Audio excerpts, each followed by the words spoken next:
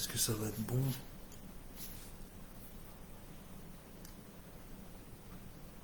Amen. Gloire à Dieu. Shalom à tous, shalom à toutes. Petit problème technique, ça arrive. C'est les aléas du live. Que la grâce soit sur vous au nom de Jésus-Christ de Nazareth. Que Dieu vous bénisse abondamment. Que sa main droite soit sur vous, sur votre famille, sur votre destinée.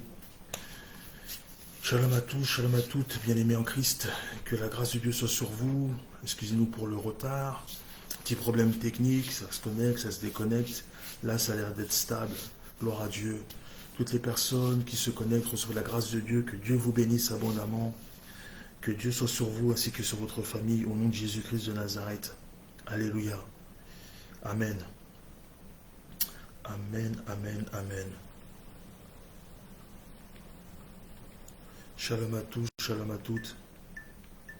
Que Dieu vous bénisse. Toutes les personnes qui se connectent. Toutes ces personnes qui sont habituées à notre vendredi de partage. Alléluia. Amen. Ok. Shalom, le frère Michel, Abimbola, que la grâce de Dieu soit sur toi au nom de Jésus. Merci pour votre fidélité, merci pour vous être connectés. C'est dans votre intérêt surtout de vous connecter et de recevoir quelque chose de bon à manger. Shalom, prophétesse Nadige, que la grâce de Dieu soit sur toi au nom de Jésus. Shalom à tous, shalom à toutes. Nous allons tous partager la vidéo. Donc nous allons liker, partager, inviter. Nous allons essayer de faire en sorte que ça touche le maximum de personnes. Si vous connaissez des personnes qui pourraient être intéressées sur ce thème qui est Alléluia. Talita Koumi, Amen. Que la grâce de Dieu soit sur vous au nom de Jésus. Est-ce qu'on peut partager, inviter des autres? Est-ce qu'on peut faire cela? Amen. Je sais qu'il y a beaucoup de gens qui travaillent, je sais qu'il y a beaucoup de gens qui reviennent du travail, qui vont travailler. Et c'est une grâce, amen. Et c'est pour cela qu'il faut qu'on arrive à partager, ça va leur faire du bien aussi, vous savez, d'écouter la parole. Surtout quand on a des moments où nous sommes assiégés, des moments où nous sommes fatigués. Un peu de parole, ça fait du bien, ça réconforte, ça baume le cœur, ça nous booste, ça remotive notre conscience, notre âme est en paix et nous recevons quelque chose de bon de la parole de Dieu. Alléluia. Bonsoir, la maman du docteur, la maman Flora, bonsoir. Que Dieu te bénisse abondamment, que la grâce de Dieu soit sur toi. Amen. Écoutez, toutes les personnes qui sont connectées, si vous pouvez partager, on va faire le maximum de bruit, un maximum de dégâts dans le camp de l'ennemi, parce que l'ennemi ne veut pas que vous accédiez à certaines informations, l'ennemi ne veut pas que vous accédiez à certaines choses que Dieu a mis pour nous et en nous. Et nous sommes là, en tant que serviteurs, servantes de Dieu, pour vous annoncer, alléluia, la bonne nouvelle. Amen. Il y a quelque chose qui me fait sourire. Je vois, il y a quelques partages qui sont en train d'être effectués. Et il y a quelque chose que j'avais évoqué avec l'apôtre Lysia. Vous savez, je regardais quelque chose sur Internet, et puis d'un seul coup, je vois des choses qui arrivent. Alléluia. Amen. C'est-à-dire des vidéos qui arrivent comme ça, comme ce qu'on appelle techniquement des flèches modales, tout ça, etc. Et j'ai vu des jeunes femmes en slip, en culotte, en string, tout ce que vous voulez, en soutien-gorge, tout ce genre de choses, et qui faisaient des vidéos. La vidéo, je crois, a duré 7 ou 8 minutes, mais j'ai dû regarder quelques secondes, et après j'ai vu de quoi il s'agissait. Je pensais que c'était quelque chose d'autre, mais en fait, non, c'était vraiment cela. Et lorsque j'ai vu cette vidéo-là, en fait, j'ai partagé cette vidéo-là parce qu'il y a quelque chose qui m'a vraiment choqué dans cette vidéo, c'est le nombre de partages. Oui, le nombre de partages. J'ai vu que cette vidéo-là, où on voyait des femmes, des jeunes femmes, des belles femmes, hein, je ne dis pas le contraire, des très très belles femmes, des jeunes femmes en plus, qui sont toutes seules ou à plusieurs. En fait, elles s'affichent, elles s'exhibent, excusez-moi, comme ça, gratuitement. Et elle souriait à ce là. Bon, je ne sais pas quel était le but de la vidéo, mais en tout cas, elle a eu son effet, puisque il y a eu 11 000 partages, voyez-vous. Shalom, Émile Zola, serviteur de Dieu. Alléluia. Donc je disais, une vidéo qui contenait des personnes qui étaient à moitié nues. Et j'ai partagé cette vidéo-là avec l'apôtre Lysia, pas pour qu'elle puisse regarder le contenu, mais je lui ai signalé, j'ai dit, regarde le nombre de partages qu'il y a eu. Une vidéo qui dure 8 minutes, il y a eu 11 000 partages. Je ne sais pas si vous vous rendez compte. 11 000 partages. En d'autres termes, j'ai dit à l'apôtre Lysia, mais en fait, il faudrait qu'on fasse nos directs en slip. Amen. Mais je me dis, mais puisque il faut être en slip ou en soutien-gorge pour avoir 11 000 partages, je me dis, mais l'apôtre Lysia, en fait, c'est nous qui avons tout faux. Nous devrions nous mettre en slip et en soutien-gorge. Amen. Puisque les gens, voyez-vous, en fait, c'est ça que je suis en train d'expliquer, c'est que il y a des priorités chez certains individus qui font qu'il y a des partages qui se font très très facilement. Dès lors on voit quelque chose où on crie au scandale, là le scandale, les gens sont friands. Là ils sont chez Chicken Spot. Alléluia.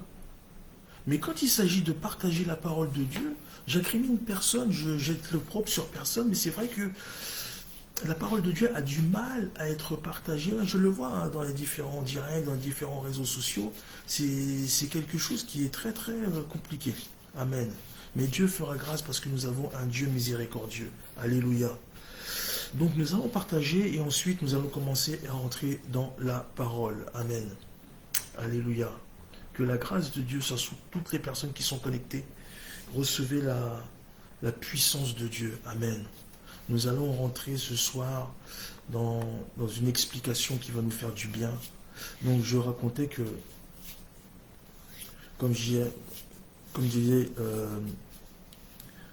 tout à l'heure, le thème de notre message ce soir est Talita Kumi. Talita Kumi, Amen. On va partager encore quelques secondes et ensuite nous allons lire et essayer de comprendre ce que Dieu veut faire avec nous. Amen. Amen. Amen. Alléluia. Que la grâce de Dieu soit sur vous. Au nom de Jésus. Le véritable roi, c'est lui. Alléluia. Amen.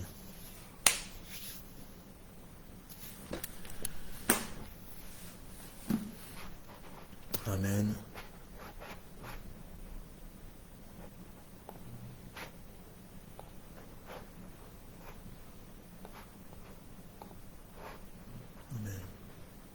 Nous allons rentrer dans la parole. Amen.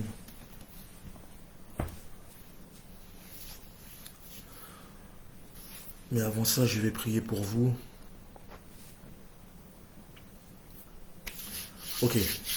Père Seigneur, Dieu de gloire, je bénis ton Saint-Nom, ô mon Dieu, pour la grâce que tu nous fais d'être présent parmi nous, ô Papa. Merci, Seigneur Jésus-Christ, pour ta présence. Tu nous honores, ô mon Dieu, mon roi, parce que tu es Dieu, ô Père, et que tu es parmi nous, ô Emmanuel. Il est dit, là où deux ou trois sont assemblés en ton nom, tu te trouves parmi nous, ô Papa. Seigneur, nous pouvons palper ta présence. Tu as créé cet environnement, Seigneur, tous les vendredis, afin que ton peuple puisse paître en abondance au Papa, qu'il puisse recevoir quelque chose de toi, ô Dieu, que ta parole se fasse chère, ô Dieu de gloire, et que ta parole, ô mon Dieu, mon roi, se multiplie, se propage, ô mon Dieu, dans la vie de tes bien-aimés. Laisse, ô Dieu, ta parole s'exprimer ce soir, ô Papa, à travers la bouche de ton serviteur Jésus-Christ de Nazareth. Laisse ta parole se proliférer, ô mon Dieu. Laisse ta parole se diffuser à travers ce direct, afin qu'une âme, Papa, Seigneur, une personne soit touchée, une personne soit sensibilisée dans le nom de Jésus-Christ de Nazareth. Merci pour tout ce que tu as déjà accompli, tout ce que tu fais, tout ce que tu feras encore demain. Sois élevé, sois, oh mon Dieu, loué, sois adoré dans le nom de Jésus-Christ de Nazareth, notre seul Seigneur et Sauveur. Amen. Amen, bien-aimés. Écoutez, nous allons rentrer dans la parole tout de suite. Donc, il s'agit du thème Talita Kumi.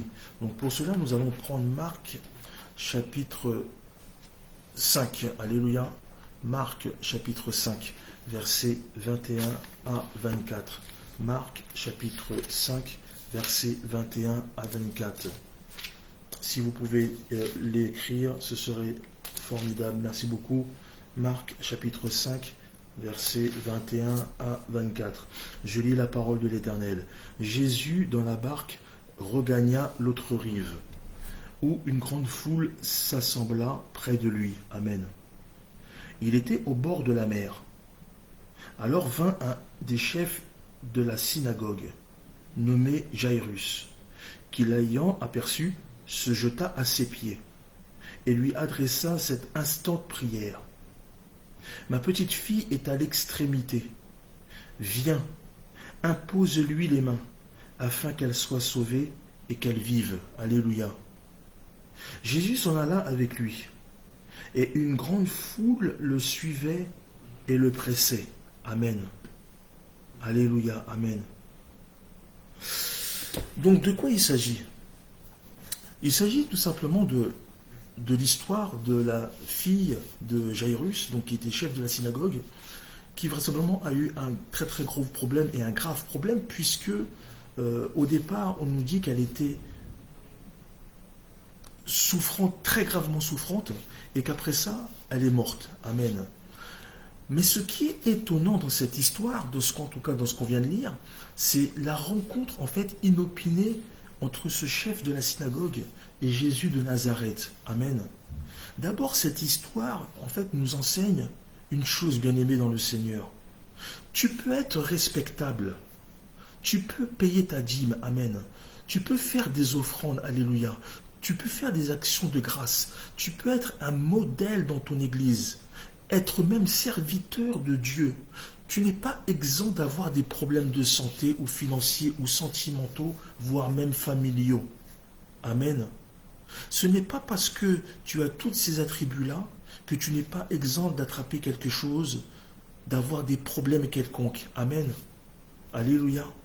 Écoutez, lorsque l'on lit Job, on va lire dans Job 1, il est dit, dans Job 1, verset 8, il est dit, l'Éternel, amen, dit à Satan, as-tu remarqué mon serviteur Job?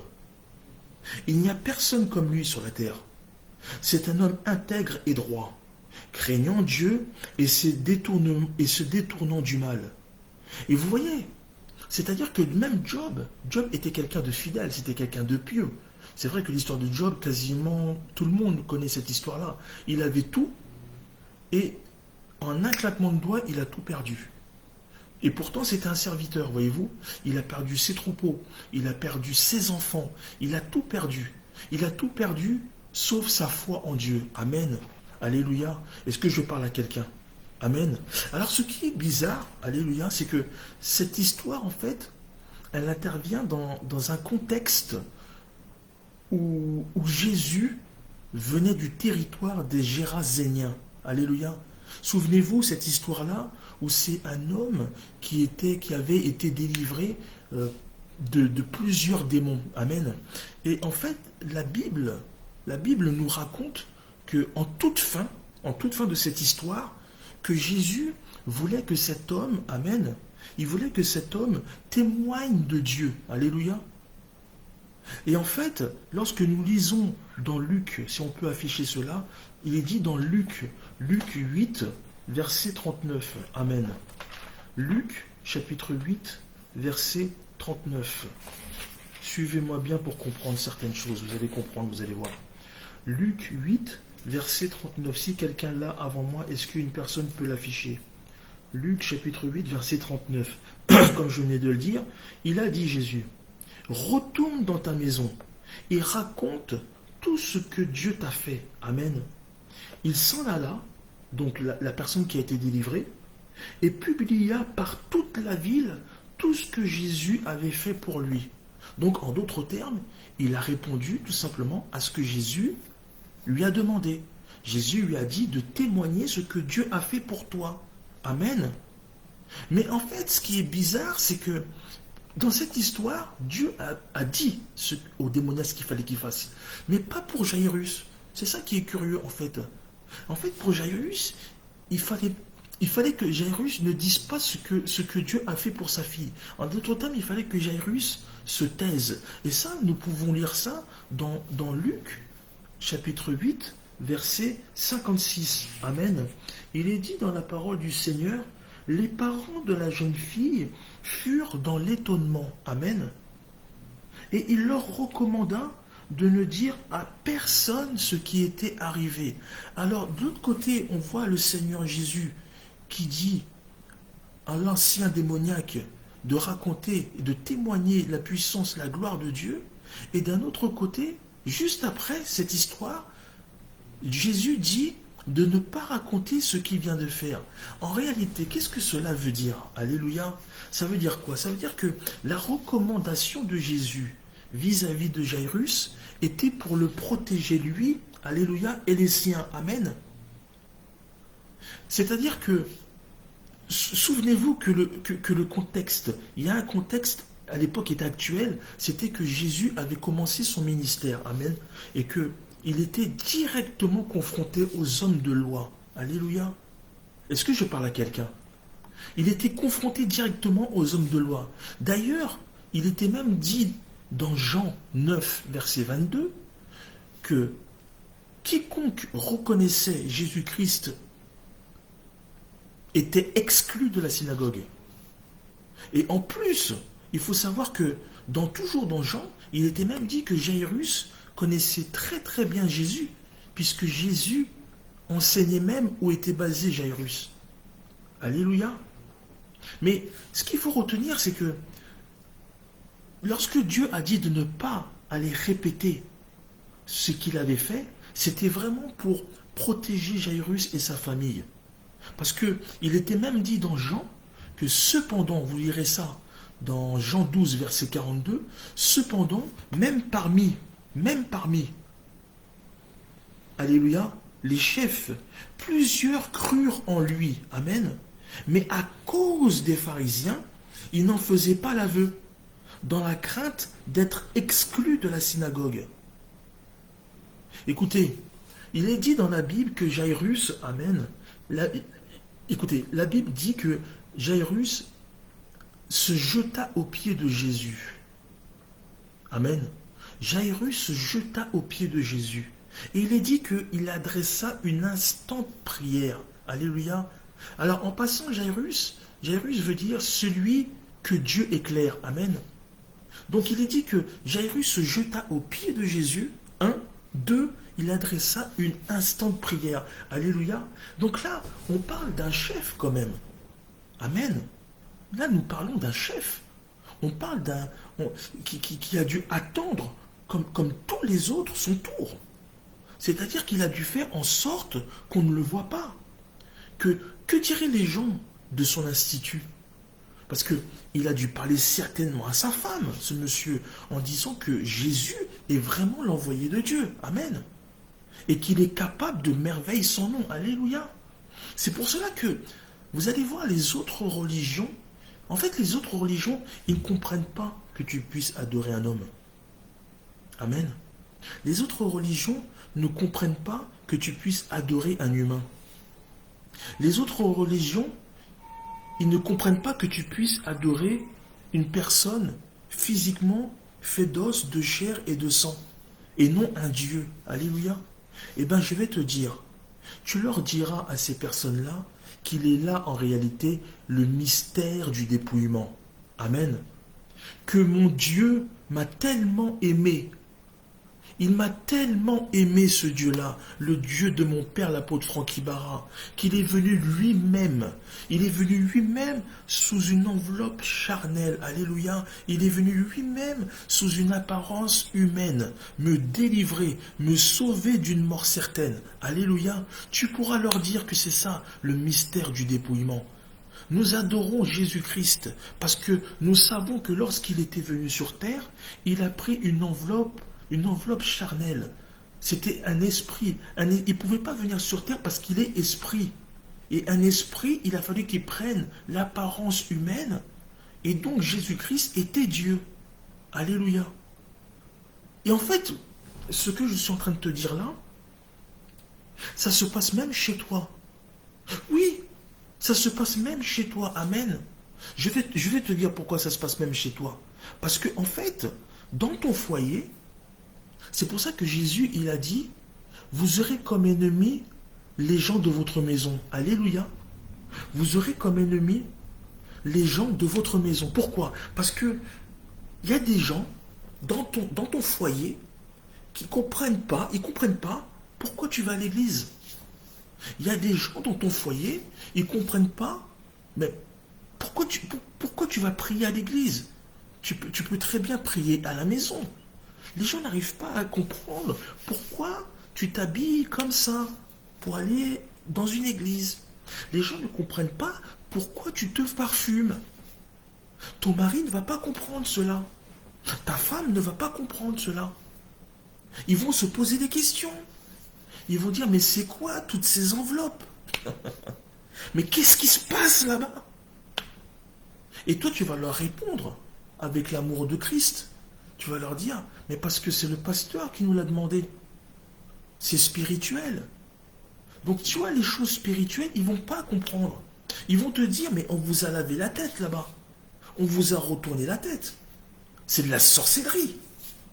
En fait, l'autre ne va pas comprendre. Ils vont pas comprendre. C'est exactement la même chose. Alléluia. En fait, c'est même... oh, Jésus. Ces mêmes personnes, en réalité, ces personnes qui te critiquent, ces personnes qui se posent des questions, oui, ces mêmes personnes-là, en fait, qui critiquent notre monde à toi et à moi, ces personnes-là, en fait, ils tombent plus facilement, bien aimés dans le Seigneur, malades.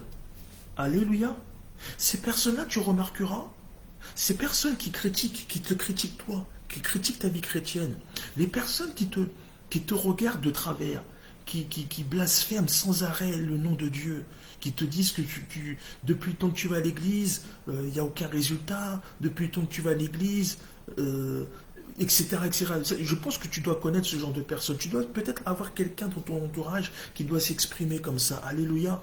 Et en fait, ces personnes-là, tu remarqueras bien que nous sommes dans notre monde et eux, ils sont dans leur monde. Mais dans leur monde à eux, ils tombent plus facilement malades que toi. Et en plus, non seulement ils tombent plus facilement malades que toi, mais en plus leur maladie dure longtemps. Non seulement leur maladie dure longtemps, et en plus leur maladie, elle met du temps à partir si toutefois elle part, mais en plus elle arrive à une vitesse incroyable. Et tout ça, ça se passe dans leur monde. Que dans leur monde, pas dans ton monde à toi. Nous n'avons pas eu besoin d'anti-vaccins, d'anti-Covid. Nous n'avons pas eu ça. Nous, notre vaccin, c'est Jésus-Christ. Nous, notre passe sanitaire, c'est Jésus-Christ. Nous avons mis, en fait, notre foi, notre conviction en Jésus-Christ. Nous avons établi, en fait, un niveau de spiritualité qui fait que, pour nous, nous sommes avant tout des chrétiens, des nouvelles créatures, mais nous avons mis notre cœur, nous avons accepté Jésus-Christ en tant que Seigneur et Sauveur. C'est lui notre fer de lance, notre bouclier. Et donc pour nous, en tant que serviteurs et servantes de Dieu, lorsque Dieu dit, vous verrez la différence entre ceux qui me servent et ceux qui ne me servent pas, nous la voyons cette différence-là. Nous avons traversé cette pandémie, j'ai envie de vous dire, presque les doigts dans le nez, presque. Bon, on l'a peut-être attrapé, mais nous ne sommes pas morts. Voyez-vous, nous ne sommes pas morts. C'est pour ça que lorsque vous lirez dans Job 22, 15, 16, il est dit, et quoi? Tu voudrais prendre l'ancienne route, alléluia, qu'ont suivi les hommes d'iniquité. Amen. Écoutez ce qu'il dit encore au verset 16. Job 22, 16. Ils ont été emportés avant le temps. Ils ont eu la durée, donc la durée de vie, d'un torrent qui s'écoule. Amen. Voyez-vous, c'est pas moi qui l'invente, c'est la Bible qui le dit, qui le mentionne. C'est-à-dire que les gens qui sont dans le monde encore, dans ce monde-là, le monde où sévit vice, le monde où sévit argent, fortune, où sévit sexe, drogue, toutes les choses dont le chrétien normalement a horreur, ces gens-là, il est dit dans la Bible, ils ont été emportés avant le temps. Ils ont eu la durée, alléluia, ils ont eu la durée d'un torrent, amen, qui s'écoule. Amen. Alléluia. Amen. Amen, amen, amen. C'est pour ça que je viens dire à quelqu'un, lève-toi dans la prière, bien-aimé. Lève-toi contre tes oppresseurs au nom de Jésus. Lève-toi contre ta situation. Lève-toi, enfant de Dieu. Lève-toi, lève-toi, lève-toi. Ne sois pas statique. Ne sois pas mort. Ne sois pas spectateur de ta vie. Sois acteur au nom de Jésus-Christ de Nazareth. Sois acteur au nom de Jésus-Christ de Nazareth. Tu n'as peut-être pas eu l'éducation que tu voulais, amen. Tu n'as peut-être pas eu l'accès à une bibliothèque, alléluia. Tu n'as peut-être pas eu accès à une Bible au nom de Jésus-Christ de Nazareth. Tu n'as peut-être pas eu accès, amen, à la connaissance au nom de Jésus-Christ de Nazareth. Amen. Mais Dieu t'avait donné des dons.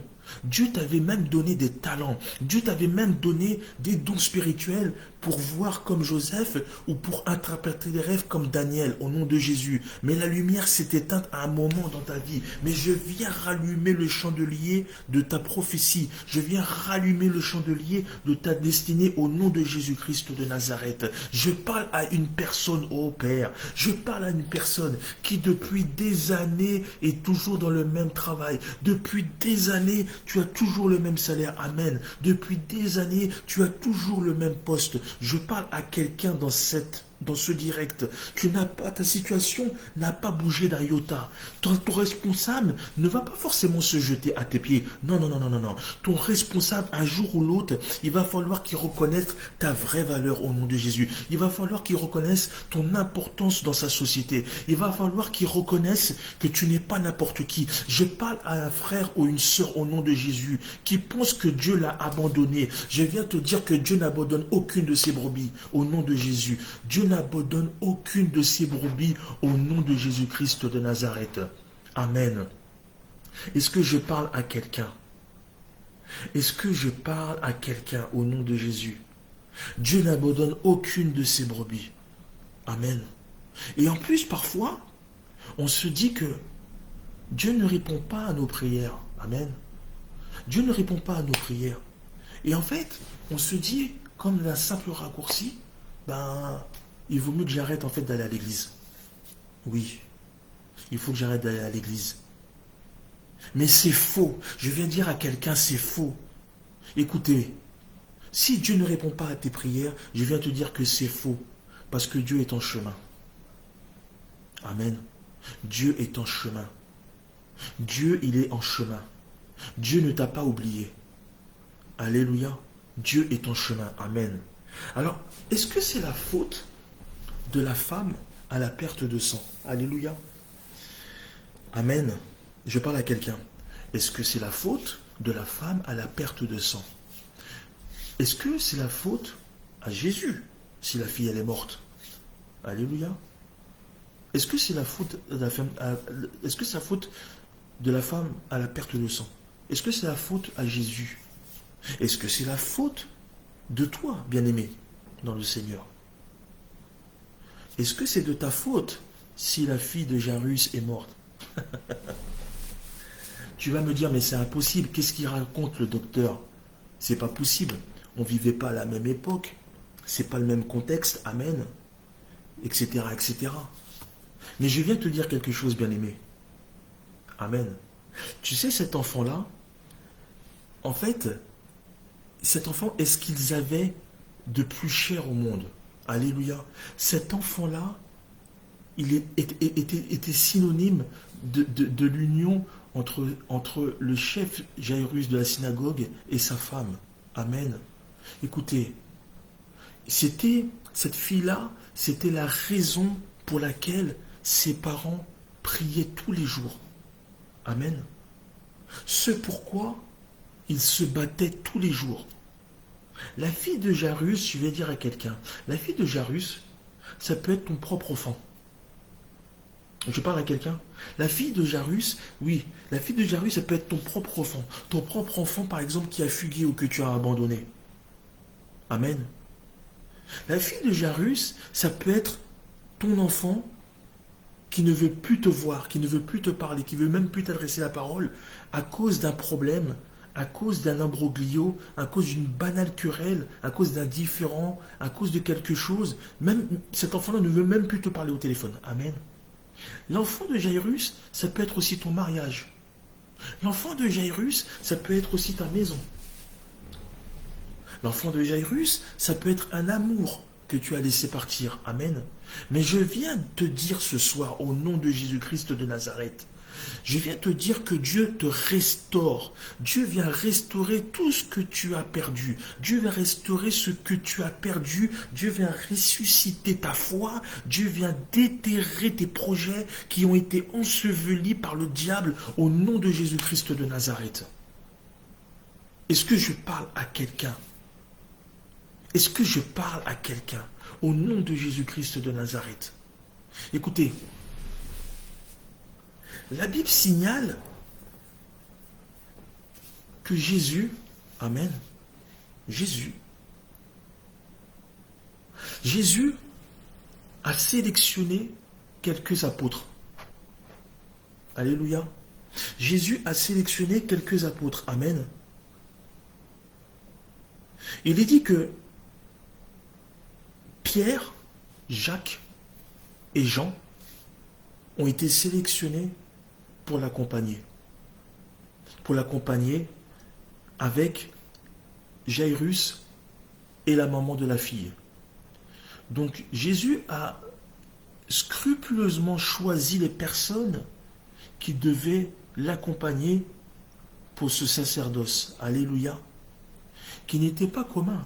Parce que si vous regardez bien, si je ne me trompe pas, en qualité de docteur, si je ne me trompe pas, si je me trompe, je ravalerai mon chapeau, mais ça devait être la seule fille qui a dû être ressuscitée dans la Bible.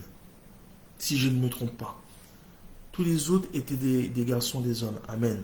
Donc, on voit que Jésus, il a sélectionné tout particulièrement Jean, Jacques, Amen, et Pierre pour l'accompagner. Pourquoi? En fait, c'était pas un problème de confiance. Alléluia. La confiance, en fait, ça n'avait rien à voir avec ce que Jésus allait faire. Alléluia. Ça n'avait rien à voir. En fait, Jésus a sélectionné des personnes de foi. Parce qu'il faut savoir que parmi les apôtres qu'il a sélectionnés, tous n'avaient pas le même niveau de foi. Tous n'avaient pas le même degré de foi. Amen. Tous n'avaient pas, en fait, la même dimension de foi. Alléluia. Et Dieu avait cette capacité-là. Comme un pasteur de l'Église a cette capacité de voir la foi véritable des personnes qui sont dans l'Église. Il a la capacité de voir la foi des disciples. Amen. Donc Dieu avait cette capacité-là. Dieu savait que Pierre, que Jean, que Jacques avaient une foi débordante. Amen. Donc qu'est-ce qui s'est passé? Il est arrivé avec la femme et le père de la fille. Mais en fait, tu remarqueras, dans ta vie de tous les jours, tu as toujours des gens, alléluia, toujours des gens qui sont toujours, amen, dans le dénigrement. Tu verras qu'il y a toujours des gens qui vont te dire, tu n'y arriveras pas. C'est trop dur. Laisse tomber. C'est trop compliqué. Pourquoi tu te prends la tête? C'est trop compliqué. Laisse comme ça. Mais la montagne, elle est trop haute. Qu'est-ce que tu vas te prendre la tête à escalader ça? Tu vas te fatiguer, tu vas te blesser pour rien, bien-aimé. Mais la mer, elle est trop profonde. Nage là où tu es à pied. Pourquoi tu es si intrépide? Ça ne sert à rien.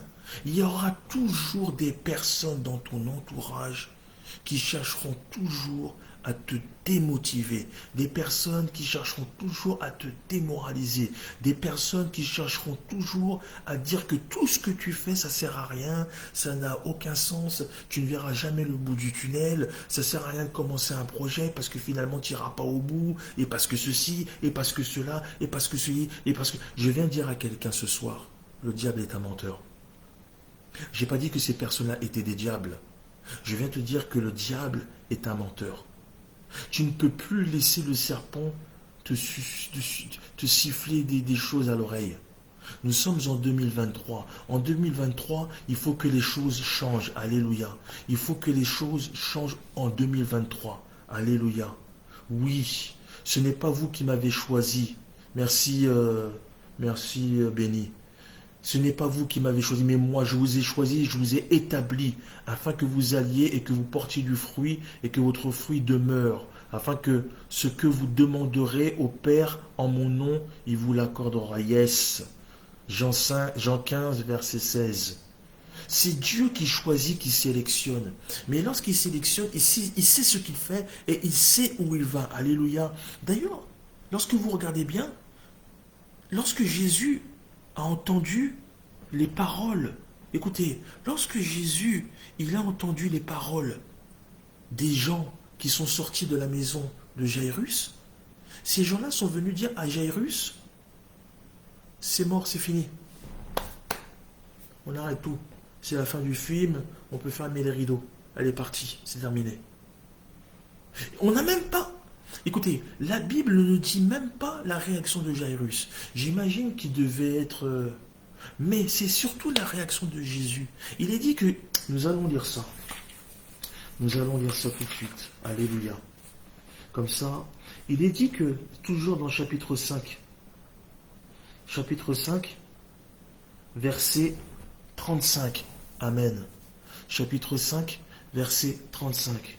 Il est dit que, comme il parlait encore, survinrent de chez le chef de la synagogue des gens qui dirent, ta fille est morte. Pourquoi importuner davantage le maître? Mais Jésus, écoutez ça, Jésus, verset 36, mais Jésus, sans tenir compte de ces paroles, dit au chef de la synagogue, ne crains pas, crois seulement. Écoutez, vous n'êtes pas obligé de répondre à des critiques. Vous n'êtes pas obligé de répondre à des attaques. Parfois, il vaut mieux rester silencieux. Parfois, il vaut mieux se taire. Parfois, vous savez, le fait de rester silencieux ou se taire ne veut pas dire que vous avez tort. Non, non, non, non. Le fait de rester silencieux et de se taire veut dire que vous voulez simplement avoir la paix. Vous n'êtes pas une personne belliqueuse. Je ne sais pas si c'est un féminin pour belliqueuse. Vous n'êtes pas une personne qui cherche la guerre. Vous voulez la paix. Vous n'êtes pas quelqu'un qui est toujours dans le conflit, qui est toujours en train d'évaluer, de faire des stratagèmes. Regardez, Jésus a entendu. Il a entendu. Mais il n'a même pas répondu aux gens. Il a juste dit à Jairus, reste calme. Amen. Il a juste dit à Jairus, reste calme. Reste calme. En d'autres termes, il aurait même pu dire, ne les écoute pas. C'est incroyable. Franchement, moi, je vous assure, hein, j'aurais bien voulu être j'aurais bien voulu vivre à l'époque où il y avait Jésus. Je pense que j'aurais pris une leçon d'amour incroyable. Vous savez, il aurait pu vexer les gens. Hein. Il avait ce don, il avait cette capacité-là. Il aurait pu les vexer. Mais plutôt de les mépriser, de les vilipender, il a juste dit, il a préféré pas répondre. Et il a dit avec amour, avec sagesse, il a dit, écoutez, il a dit, on va lire ça, ne crains pas, crois seulement. Ne crains pas, crois seulement. Il n'a même pas dit, ne les écoute pas, fais pas... Non, il a dit, ne crains pas, crois seulement, c'est tout. En d'autres termes, comme j'ai l'habitude de dire, il ne faut pas jeter le bébé avec l'eau du bain. Alléluia.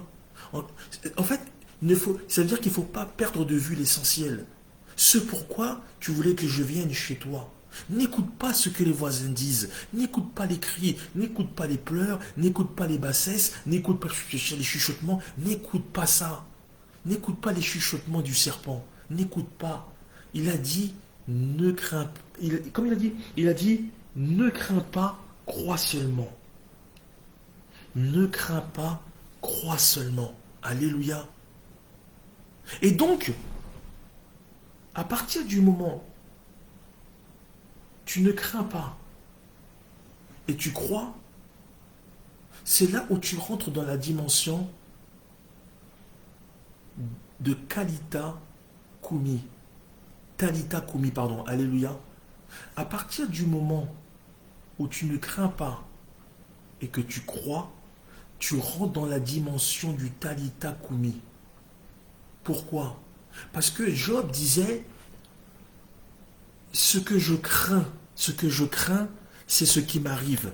Mais ce que je redoute, c'est ce qui m'atteint. Amen. Lorsque Dieu dit, ne crains pas, crois seulement, ça veut dire laisse tout de côté. Laisse ta peur de côté. Laisse ce qui t'effraie de côté. Laisse tes doutes de côté. Laisse tout ce qui t'assaille, qui va te perturber l'esprit, qui va te faire croire que... Il ne faut pas oublier que nous avons un Seigneur Jésus. Il est dit dans la Bible qu'il est le juge des morts et des vivants. Donc, lorsqu'il a dit « Ne crains pas et crains », c'est parce qu'il savait très très bien la fin avant son commencement. Alléluia. Amen. Est-ce que je parle à quelqu'un? Est-ce que je parle à une brebis de Dieu? Est-ce que je parle à un serviteur ou à une servante de Dieu? Si Dieu n'a pas dit que c'est la fin, ce n'est pas la fin. Amen. D'ailleurs, la dimension de Talita Kumi, c'est la dimension de la puissance de la foi. Parce que j'ai dit tout à l'heure, et non par hasard, que le Seigneur Jésus, il a fait rentrer dans la chambre, là où était couché l'enfant, sa mère, son père, Jean, Jacques, Pierre. En tout, ils étaient 6. Avec la petite, ça faisait 7. Et en réalité, lui, ce qu'il voulait, Jésus, c'est créer une atmosphère. Parce que vous remarquerez que lorsque vous avez une personne, vous savez, il ne faut pas grand-chose. Hein. Il suffit d'un maillon faible pour tout faire dégringoler. Quelques gouttes de pétrole peuvent polluer un océan. Il y a des gens qui ont une foi faible. Mais là, il a pris des gens qui avaient une foi forte. Il savait que pour rentrer dans la dimension de Talita Kumi, il fallait des gens avec une foi. Il ne voulait pas voir des gens pleurer. Il ne voulait pas voir des gens crier. Il ne voulait pas entendre du bruit. Il voulait voir des gens avec une dimension de prière puissante. Amen. Donc, il a fait sa sélection. Écoutez, il ne faut pas vous entourer dans votre vie avec des gens qui viendront perturber vos prières. Vous avez toujours des gens, des détracteurs. Je ne sais pas, c'est vraiment incroyable. Choisissez avec, vous savez, choisissez les gens avec qui vous priez. Priez avec des gens qui savent prier.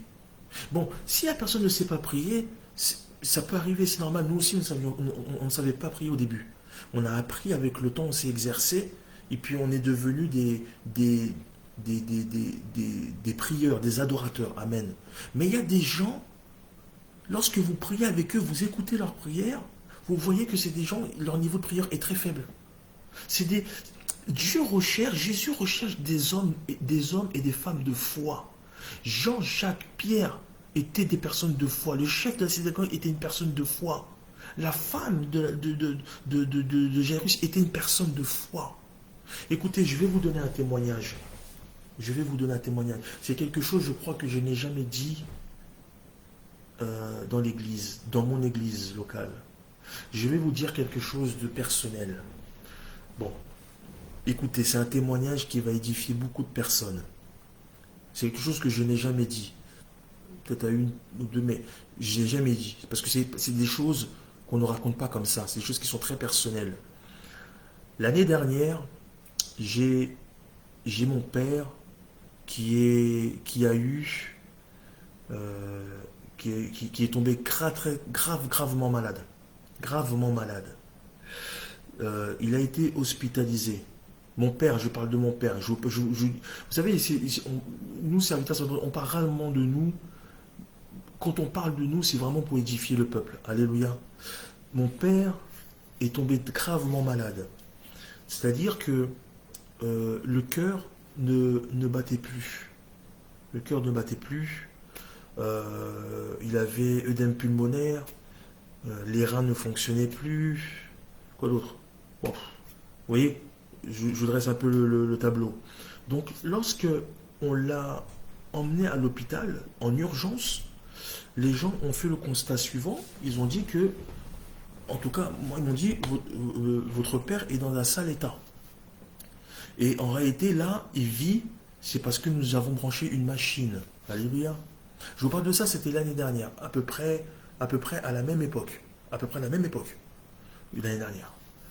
Et donc, lorsqu'ils nous ont, ils m'ont expliqué ça, ils m'ont dit, votre père, là, il est dans un sale état, donc voilà, il fallait revenir. Donc, je crois que c'était le lendemain, je suis allé avec ma maman, même le soir même, enfin, on est retourné le lendemain, et effectivement, ils nous ont expliqué qu'ils ont mis la plus grosse machine de l'hôpital pour qu'ils puissent, en tout cas, vivre.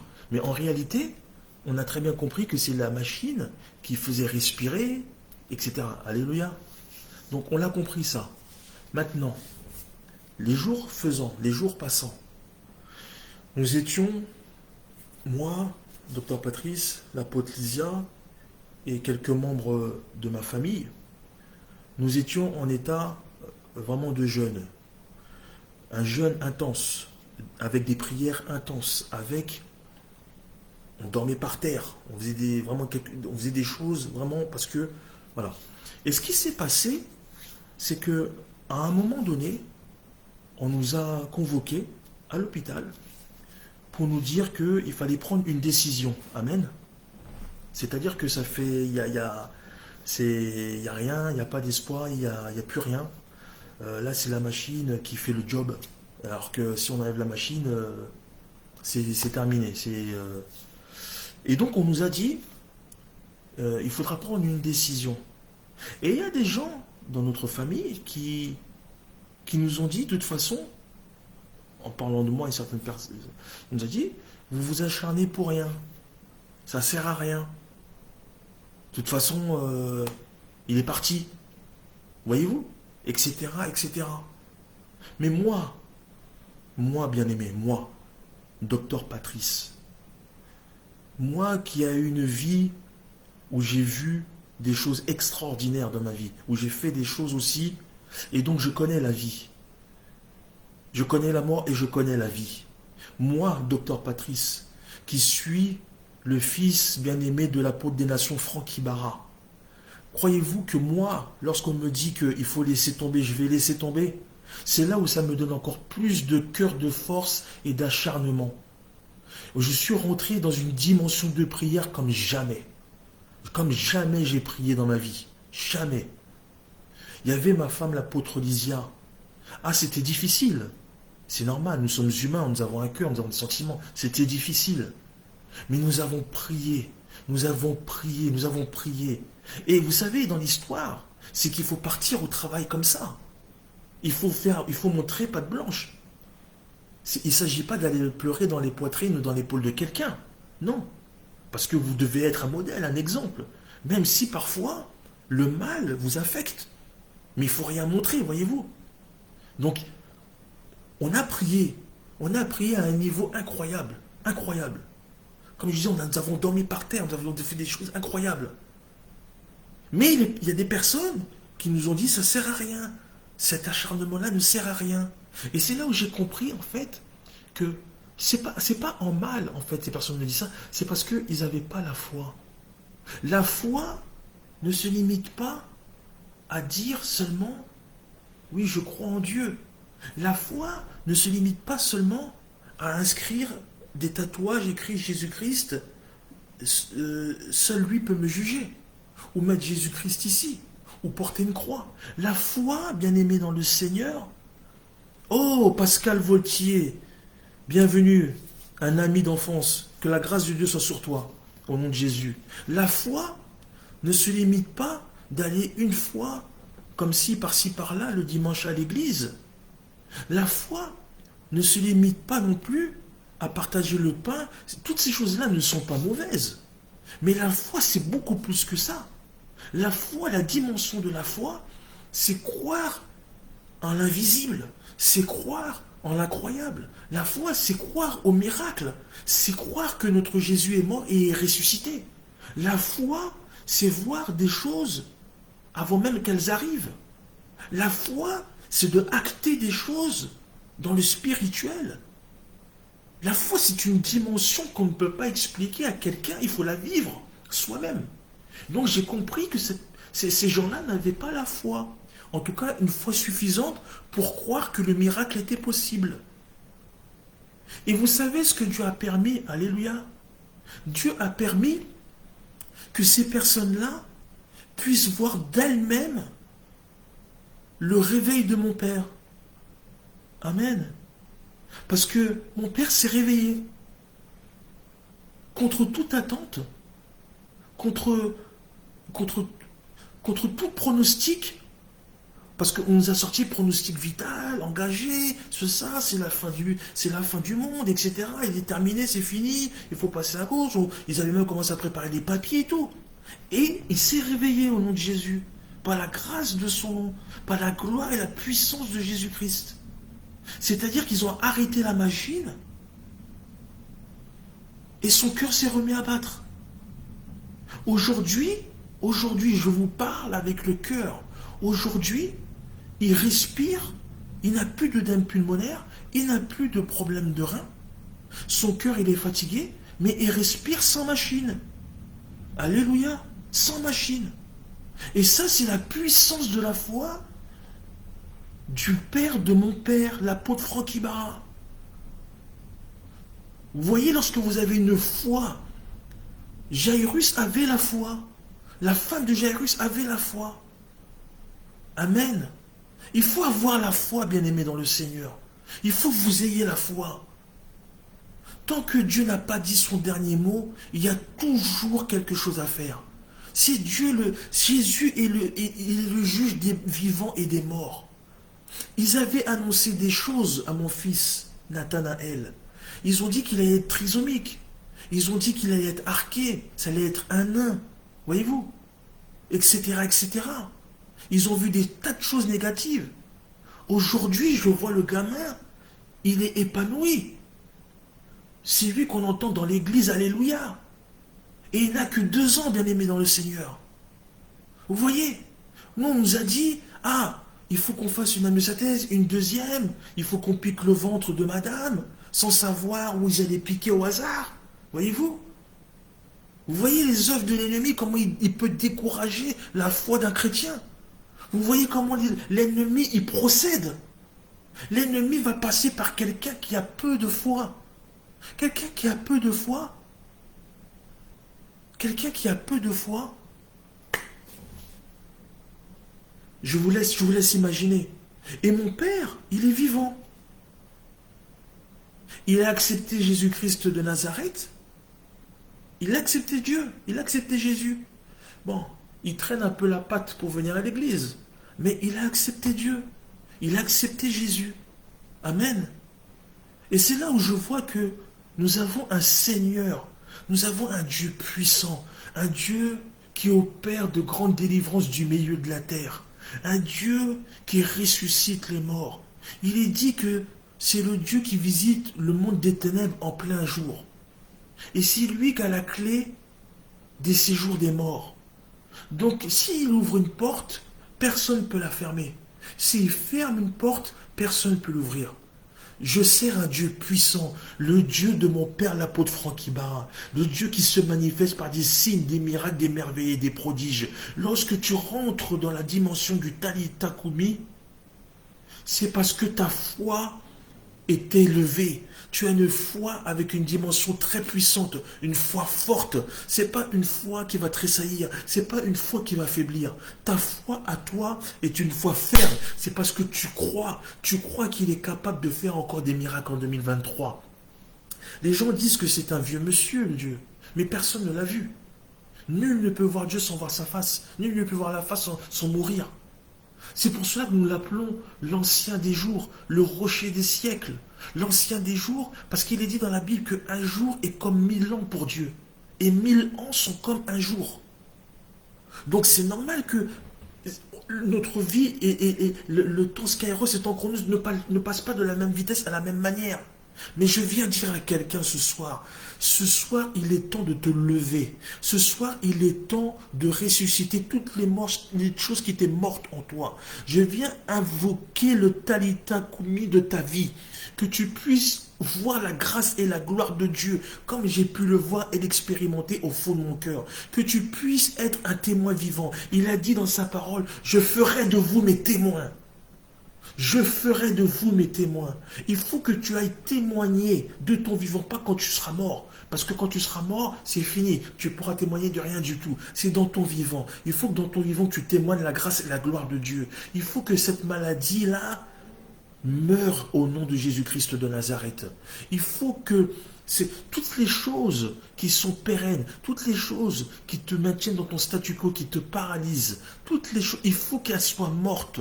Mais par contre, toutes les œuvres de l'ennemi, toutes les choses que Dieu avait mis en toi et que l'ennemi a fait mourir, je viens dire ce soir à quelqu'un que le Seigneur Jésus-Christ vient ressusciter tout ce qui a été mort en toi. Si tu faisais des rêves, si tu faisais des prophéties, si tu arrivais à faire des songes, si tu avais un projet et que le diable a avorté ce projet-là, je viens dire à quelqu'un que le Dieu de la Bible vient restaurer toutes les choses qui étaient mortes dans ta vie, dans ta destinée prophétique, dans ton étoile, dans ta vie spirituelle, dans ta vie familiale, sur la vie de tes enfants, sur tout ce que tu aimes et qui font partie de ton cœur.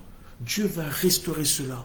Que tu reçoives la grâce de Dieu, que tu vives la dimension du Talitha Koumi au nom de Jésus-Christ de Nazareth. Je vais prier avec toi, que la grâce de Dieu soit sur toi au nom de Jésus. Je vais prier avec toi. Père Seigneur Dieu de gloire, je bénis, ô mon Dieu, mon roi, tes bien-aimés ce soir, ô Père. Laisse-les vivre ta grâce, ta gloire, ô mon Dieu. Laisse-les, ô parler, Seigneur Jésus-Christ de Nazareth, que leur cœur puisse te surprendre, ô mon roi, que leur cœur puisse recevoir ta parole et ta grâce, ô mon Dieu, qu'ils reviennent à toi, Seigneur. Toutes les personnes qui ont fui l'église parce qu'ils ont écouté, ô Dieu de gloire, l'ennemi, parce que leur foi, ô mon Dieu, a trébuché. Je viens relever tes brebis, ô mon roi. Je te les présente, ô mon Dieu, Seigneur, comme une offrande. Je te les présente, Seigneur Jésus-Christ, parce qu'ils t'appartiennent, ô Jésus-Christ de Nazareth. Je viens par la puissance de ton nom, ô mon roi, relever un bien-aimé, ô Dieu de gloire, qui a affaibli, Seigneur Jésus-Christ, toi qui as dit dans ta parole, venez à moi, vous qui êtes chargés et fatigués,